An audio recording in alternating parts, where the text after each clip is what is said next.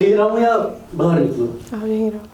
alaikum to all the dear listeners. This is Mir Sehar, a student of class 9 from the Paul's Cambridge Alliance, Paripura, Srinagar. And today what I'm going to present in front of you is a beautiful poem that is No Men Are Foreign, that's written by James Kirkup. So the author of this poem is James Kirkup. So let me tell you something about the author. He was born on 23rd of April 1918. He's basically an English prolific poet. He has been a travel writer and a translator. He has done a lot of works in his life. He has written over 30 books, or you can say more than 30 books. That includes novels, biographies, etc. As I told you, he was a pretty famous poet. He has been awarded with many honors, and some among his honors are Japan Pen Club Prize for Poetry, the Atlantic Award for Literature,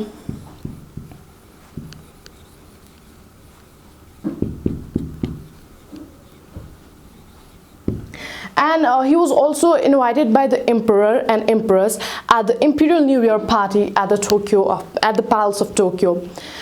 And he has been educated at the Durham University, and he died in 2002. So this was all about the author. And what basically this poem says, what is the main content of this poem, it's totally against the discrimination on any kind of basis. Either it's on the basis of religion, either it's on the basis of caste, creed, or color, whatever you say. It's totally against war. It supports the peace. So it's about the universal brotherhood. It's the main theme of this poem. And what does universal brotherhood mean? It means the oneness of humans, the oneness of humanity. So let me recite this beautiful poem. Remember, no men are strange, no country is foreign. Beneath all uniforms, a single body breathes. Like ours, the land our brothers walk upon is earth like his, in which we all shall lie. They too, aware of the sun, air, and water, are fed by peaceful harvests, by war's long winter starward. Their hands are ours, and in their lines we read a labor not different from our own. Remember, they have eyes like ours that wake, or sleep and strength that can be won by love. In every land is common life that all can recognize and understand. Let's remember, whenever we are told to hate our brothers, it's ourselves that we shall dispossess, betray, condemn. Remember, we who take arms against each other, it is the human earth that we defile. Our hells of fire and dust outrage the innocence of air that's everywhere our own. Remember, no men are strange, no country is foreign. Allainze says, remember, no men are strange, no countries are foreign. Beneath all uniforms, a single body breathes. Like ours, the land they walk upon is earth like his, in which all we have to lie. So what does this stanza say? It says, no men are foreign, no men are strange, no country is foreign.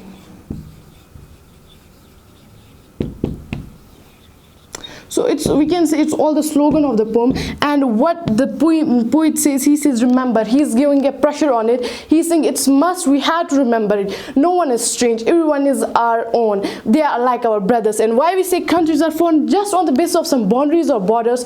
No, we can't say some countries foreign as the world is one.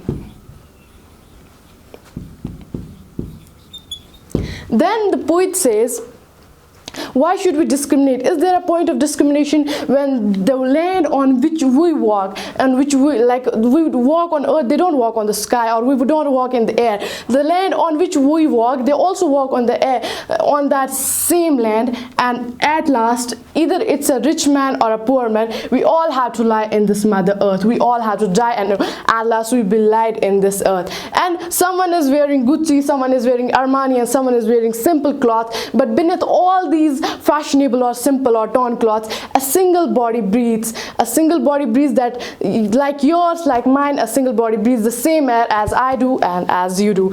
Now, the second stanza says, They too, aware of the sun and air and water, are fed by peaceful harvests by long winters starved. Their hands are ours, and in their lines we read, a labor not different from our own. Now in this stanza, second stanza, what poet literally wants to tell us is, why is there discrimination when they are also aware of all the natural elements like the sun? They are also aware of the sun as we are. They are also aware of the air, water as we are. Why to discriminate? One line a poem has written, it's a beautiful line, that are fed by peaceful harvests by long winter war harvested. What does this line mean? It means if we didn't war, if we live with peace, there would be a peaceful harvest when no one will die with starvation. But what about the war? He has compared the war with the long winter that totally destroyed the harvest, and everyone will die with the starvation.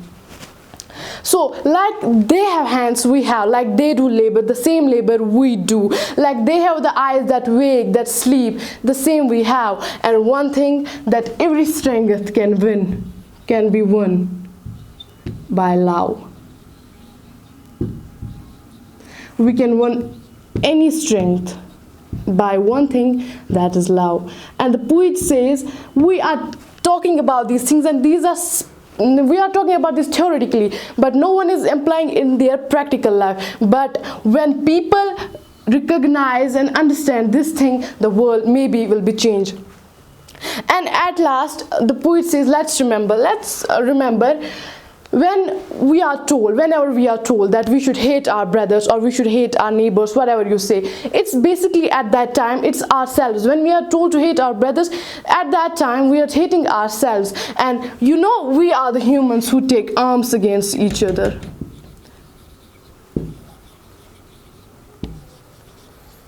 And defile the beauty of the earth. We are the one who outrage the innocence, the purity of the earth, who totally destruct the earth. We are the one who just get against and each of other. We are the one who defile the purity, who outrage the hellfire of and the innocence of Mother Earth. At last, poet once again says, remember, no man is strange, no country is foreign. But what was the message of this poem that James Kirkup has written? It's basically about the universal brotherhood, and why there is discrimination in this world. When we see in today's world, the discrimination takes place on main basic two things, that is religion or color. When we talk about religion, either it's Islam, it's Christianity, Judaism, but the best religion in this world is humanity. And every religion teaches us to be first humans, then to follow any religion. First we should be humans, then we should be any doctor, engineers, or any kind of religious person. So we should try to maintain the universal brotherhood, so there would be peace, and we shouldn't do any kind of discrimination that's prohibited in every religion, and that's not good. So it was all about the poem, no men are foreign. And one thing, why discrimination? A question arises, why? We shouldn't feel that we are superior, others are inferior, and why we say that he's strange. They are all alike, they are our brothers. And why we say about country is foreign when the world is one? Why we say countries are foreign when the God didn't divided the world into countries? So we will divide the countries, we will divide the world into countries. So some basic points about this poem is universal brotherhood that we discussed, and it's against the discrimination, and we are all one, we are alike, we shouldn't discriminate anyone. And the last one is world as one. So this was all about the poem. Thank you very much.